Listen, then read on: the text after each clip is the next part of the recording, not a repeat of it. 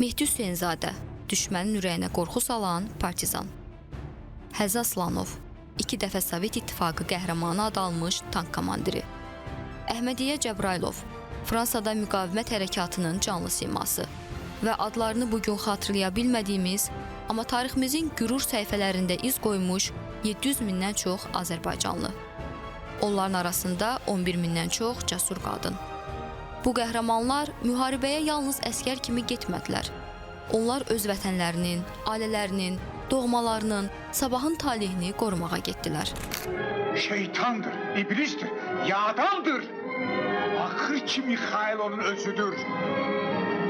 Tutun onu! Və bu müharibənin görünməyən qəhrəmanları da var, Bakı neftçiləri.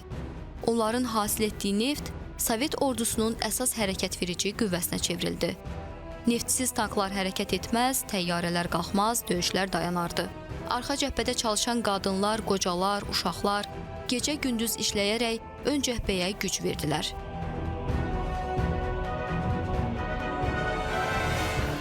Nə tarix onları unutdu, nə torpaq. Bugün yalnız 19 nəfər qalır ki, o səngərlərin, o gecələrin, o itkilərin canlı daşıyıcılarıdır. Həmçinin Prezident İlham Əliyevin 21 aprel 2025-ci il tarixli sərəncamına əsasən Əmək və Əhalinin Sosial Müdafiəsi Nazirliyi tərəfindən 2-ci Dünya müharibəsində qələbənin 80-ci il dönümü ilə əlaqədar həmin müharibənin iştirakçılarının hər birinə 2500 manat bir dəfəlik maddi yardım ödənilib. Sərəncam 2-ci Dünya müharibəsi iştirakçıları və digər müvafiq şəxslərdən ibarət ümumilikdə 2340 şəxsi əhatə edib. Yaşasın bizə qələbə sevinci yaşadanlar.